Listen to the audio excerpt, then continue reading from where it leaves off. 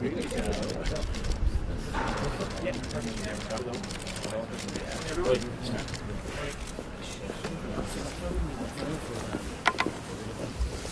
everybody. Morning. All well. Listen, thanks for being here this morning. We're here to talk about a number of things, but predominantly the launch of our management fees local property tax relief bill, which aims to actually make our local property tax fairer, and particularly for those who are living in apartments and multi-unit developments who are paying management fees and who are also paying local property tax. And many of these residents, about 500,000 people across the country, are effectively paying for some services on the double, like road and path maintenance, public lighting and things like this. And we've tried to get government to recognise this fact, to allow some type of a reasonable reduction on principal private residences, so family homes, where their management fees are paid in full, and that there would be a reduction in their local property tax of about a third to a maximum of €300.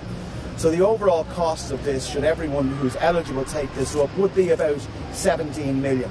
But it's part of a suite of measures that we as a party have been working on to improve the lot of those who are living in managed estates, apartments, multi-unit developments, many of which are struggling financially. So we will also see it as an incentive, some small incentive in some way, to ensure that those who are living there are paying their management fees as well, because it is only applicable to those who are paying, who are fully paid up, and it would be a self-declared tax. So I think it's a reasonable measure. It was part of the review, by the way, that we put in our review document last year through Michael McGrath, will talk to you in a bit more detail about how we can change the local property tax to make it fairer.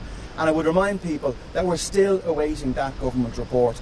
We did say a number of months ago that government would hold on to this review to as close to the local elections as possible, to make it seen and to use the review for political reasons. We believe homeowners need certainty around what local property tax they'll be paying next year. We do also believe that there are some changes required, like the one that we are proposing in the bill that we'll move this evening in the Dáil.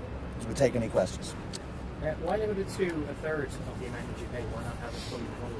Well, I think there are some services that are shared, to be honest with you. It's not all services. We're recognising the fact that in some instances, like I have mentioned, that people will be paying the LPT and a management fee. There are other services like for insurance, for argument's sake, common areas and those type of things that are unique to that development. So we've been prudent with this in the sense that we're looking at about a maximum of €300 to a third of, up to or a third of the actual property tax payable, and only for principal private residents, not for residential investment properties. It's a tough luck if you don't pay a management fee in the Sky High rent all the time. Well, that's a whole other issue, and it's a really good point, and that's something that we've been working very hard on. We've amendments down to the Residential Tenancies Amendment Bill, which is coming in next week. We've been driving that in relation to further measures to reduce rents. The rental market is out of control. It's a broken market right now. We've people paying an average of nearly €2,000 in this city, over €1,400 a month across the country.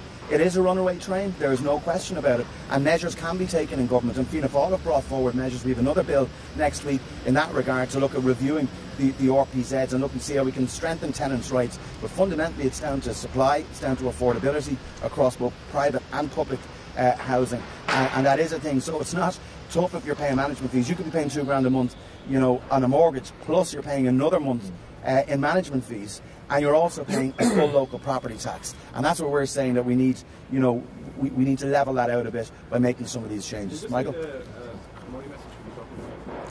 You would if it goes through, but it's got to go through second stage first, so it's coming in at second stage. We would envisage getting it to committee quite quickly. This is something that we have flagged by way of our review, and I'll let Michael McGrath talk to you about that in more detail. But there's been broad support for this. It's a fair measure, and I believe it's a reasonable and sensible measure. How much will it cost overall? Maximum 17 million, if everyone who was eligible took it up. Okay. Yeah, look, just on the wider review itself, I mean, we're not sure what the reason for the delay is in bringing forward the outcome of the review of the local property tax. It was launched in January of last year by Pascal Donoghue. We made our submission. We expected that the outcome would be revealed in the budget last October, and that didn't happen. So it needs to be dealt with this year, because the changes will come into effect for 2020, and local authorities need to plan ahead, as do householders, so they know what kind of a bill they're going to be looking at. The thrust of our paper and our submission was that at a national level the local authority rates should be changed so that each local authority area, following the revaluation which is due to take place in November, would be bringing in broadly the same amount of LPT revenue as they are under the current system. We also proposed a number of other changes, namely that the income threshold whereby people are entitled to a deferral, that those thresholds would be increased. They're currently very low. They're as low as €15,000 for an individual. And also we proposed that the penalty interest rate of 4%, which applies to people deferring their local property tax bill, that would be reduced to 2%. And we know from the statistics from the revenue that there has been a really significant increase in the number of people applying to defer their LPT bill, and from our perspective there's no cost to the state for that.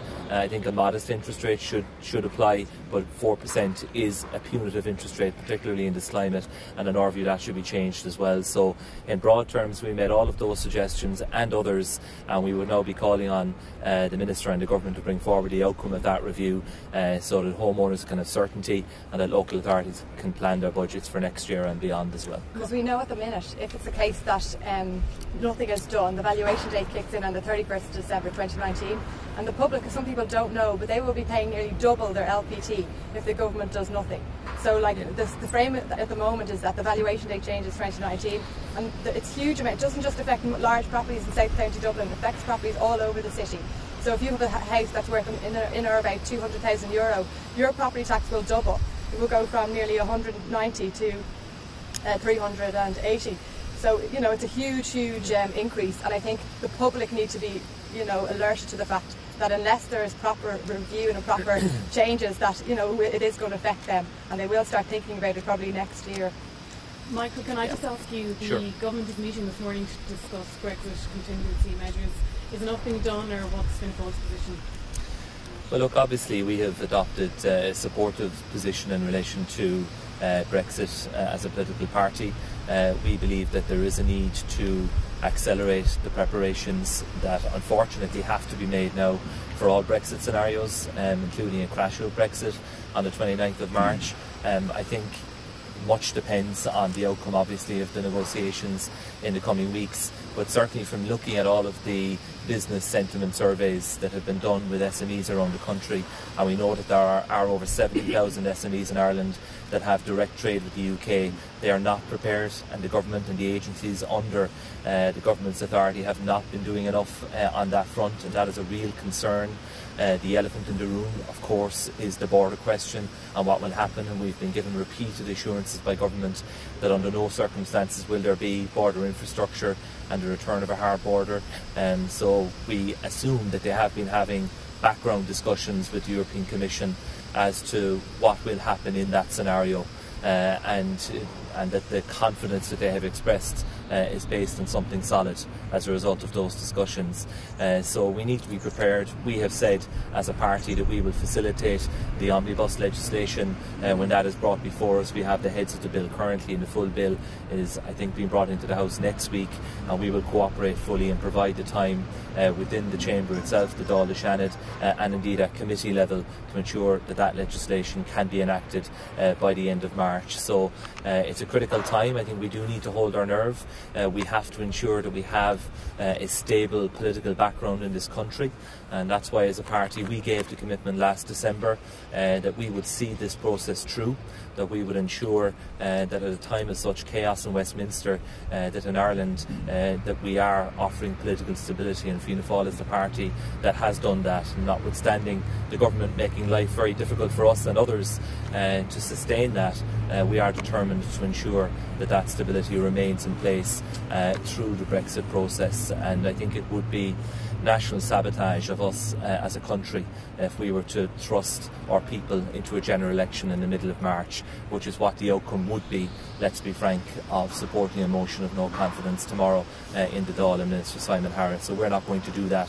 We're going to see this process through, and the stability we have offered remains in place. Michael, you talk about seeing the process through, but if the process concludes one way or another in 5.5 weeks, whether it's with a deal or not, there will at least be some certainty as to what the outcome is. And a lot of people will wonder then why Fianna Fáil would offer some ongoing support to Fine Gael when Brexit has concluded and there is nothing more to be done or said about it?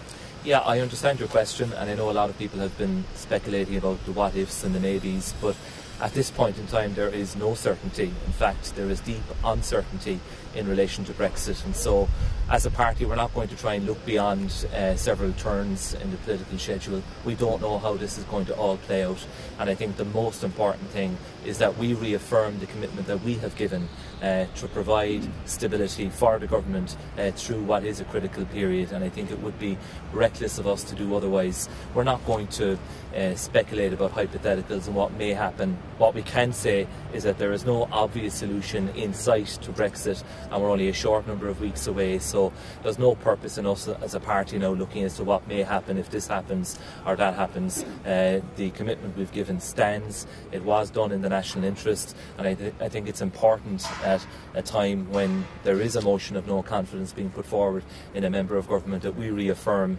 that our commitment stands to see the Brexit process through. Not in the interest of this government, by the way, it's in the interest of the people we represent, because it would be national sabotage in our view to thrust this country into a general election in mid-March on the eve of Brexit when there is so much at stake for ordinary people throughout this country. We're not going to do that.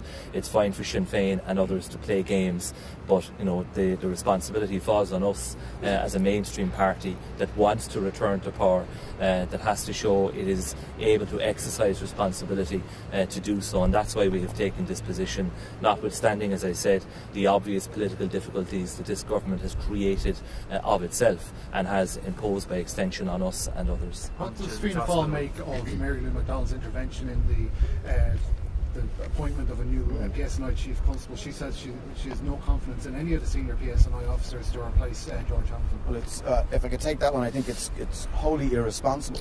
Not only have Sinn Féin been happy to suspend the political apparatus in the north, now they're trying to undermine a police service.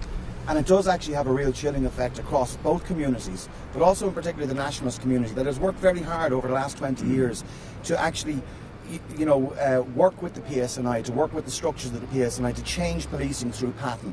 And that hasn't been easily won. So I think a remark like that is a very dangerous one. It's a wholly irresponsible one.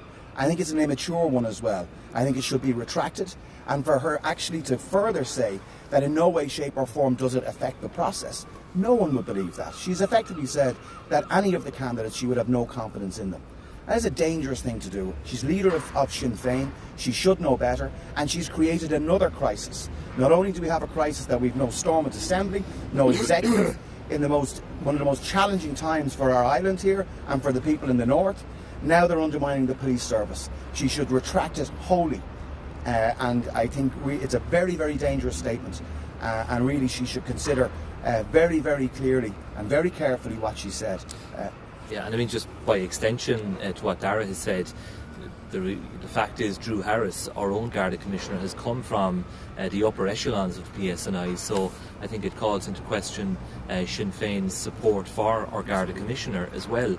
The fundamental point is that it sends a signal to the nationalist community that the legitimacy of the PSNI is back in question, and that has very profound ramifications, and it's not a road that we want to go down. So perhaps the comments were not clearly thought through, but I think they should be reflected upon and they should be withdrawn. Just on the Children's Hospital, Simon Harris has said this morning he doesn't think the overruns could be described as a scandal. Would any of you agree with that? I think if you ask any person on the street, do they think that the overruns are a scandal, you get the answer. Everyone knows that. There's no point in hiding behind it. It's been a disaster. There's no question. The overruns are a scandal. We know that. But now what it's about is trying to bring those costs back, and that's what Stephen Donnelly has been, and looking at the PwC report and trying to deliver a world-class hospital for the children in this country. But there's no point in them making any more excuses. Those excuses didn't wash over the last week or two. The reality of it is it was very badly managed. Hundreds of millions of euro of taxpayers' money has been spent or will be spent on this project over and above the estimates. So I think Simon should really focus on doing the job at hand and stop trying to protect his own reputation in that regard. All right? Thanks everyone. Thanks for it.